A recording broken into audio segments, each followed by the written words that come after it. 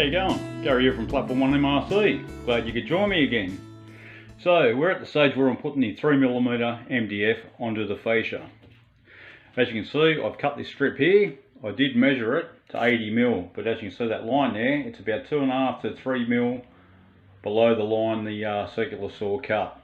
Just proves that the old Makita circular saw isn't in touch anymore, where you got the guide gap at the front of the, you'd call it the foot of the saw, and it's just a little bit out. But that's not a problem, because what it does give me, it gives me that 2.5mm, 3mm above the styrene here, which is great, because when you put all your scenery down on here, you've got something to build up against, so you don't have scenery right to the edge.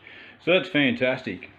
Now this piece of MDF up here, it's already been cut to length, but the MDF I'm using is just over 2 meters, or 80.5 inches roughly.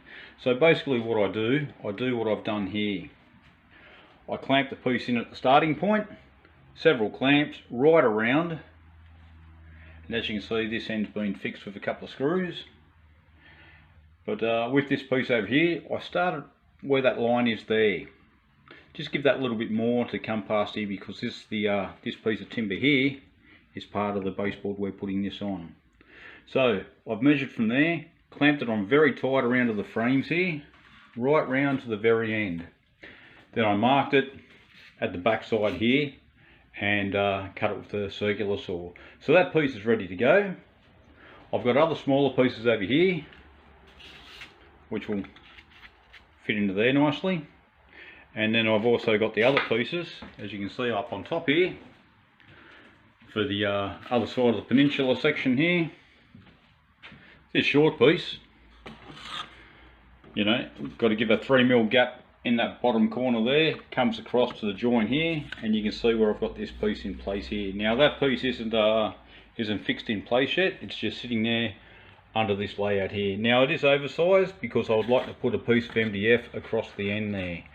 Now what you can see there is a drop down section. I had thought about having that on there, and it will extend the yard a little bit more, but as you can see, it's a little bit loose unless I put I'll just drop that, a piece of timber in through there for this here to sit on. So that'll probably go. Now you may ask why I didn't build the baseboard from here to the door frame here. Well, the simple answer is, if I'd done that, I wouldn't be able to pull the individual modules apart. Oop, just drop that piece. So onwards and upwards, I'm going to get all this MDF, 3mm MDF onto the side of the layout, and I'll post up a photograph when I'm done. Button head Phillips drive screws. Now they're 20mm long. As we mentioned before, my pine framing here is 19mm thick, 42 width. So your 19 plus your 3, you've got 22mm there, so none of these will poke out on the other side of my framing here. Well, here we go folks, the completed fascia. I'll just swing the camera around this way. Sorry if it goes out of focus, seems to jump this camera.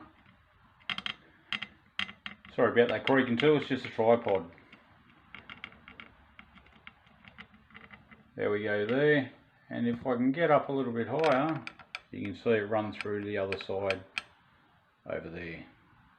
Now that ain't too bad, it's come up okay. The screws have proven successful, and with these round or larger heads and rounded heads on them, they've actually pulled in on the MDF really nicely.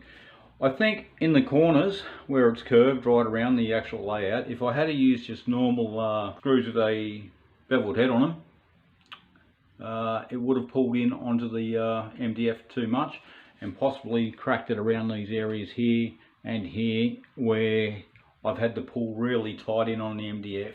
So they're pretty good screws. The other thing about them, they are smooth right across them. They're not flush with the timber, as I said, but they are smooth, and there's no chance of jagging clothing on it when operating the system, operating the layout I should say. So there we have it folks.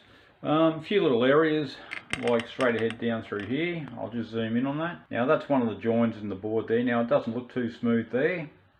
There we go. But like I say, once it's painted, you won't notice. Another join just through here.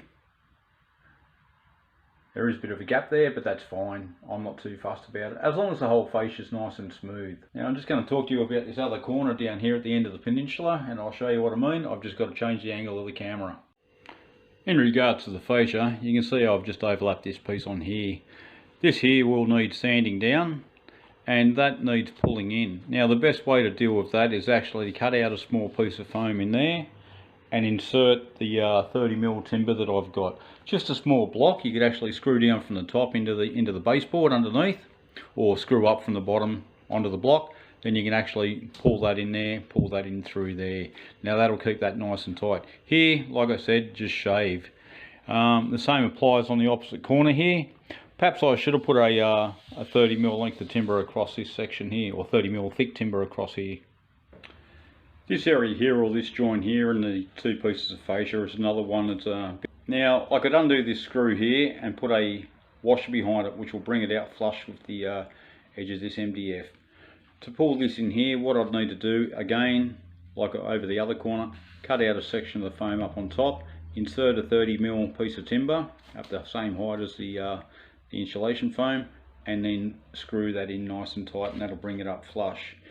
If there is a bit of a ridge here, whoops, get my finger out of the way, my hand out of the way, you can sand that down. Now you can use a shore planer or just some sandpaper. MDF sands pretty smoothly. Now we're just going to go down to the end of the layout where the little drop down section I put in is. I'm just going to show you something there. Now here we are at the drop down section.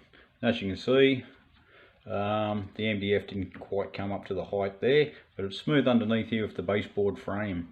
I actually want it smooth there, so when the layout comes apart, if I have to move it, the base of it won't be snagging on anything. Anyway, there you have it. Once again, thanks for tuning in. Thank you for all the new subscribers the last couple of days. I really appreciate you looking in. The more the merrier, and if you're all getting something out of it, please post up. I appreciate all the comments, and I'll get back to you as soon as possible. Thanks again for tuning in. Take care, stay safe, keep on modelling. Cheers, Gary.